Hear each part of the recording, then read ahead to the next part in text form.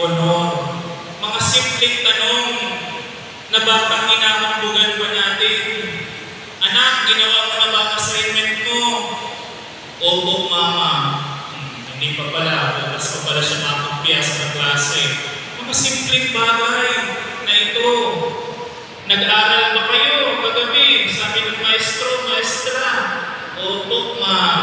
Binasa niyo ba? Opo, ma'am. Ano naman? Nakalimutan ko na po agad, ma'am. Kita ninyo, yung mga ganyang sagutan. Kala natin maganda kasi nakakalusot tayo.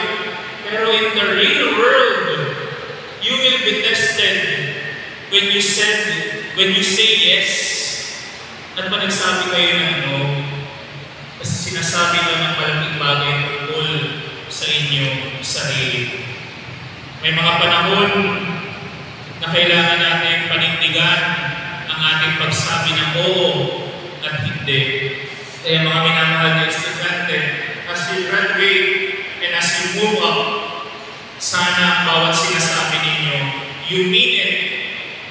Pwede kayong mag-joke, pwede magsabing just kidding, pero there are times to be serious, especially that this life is serious.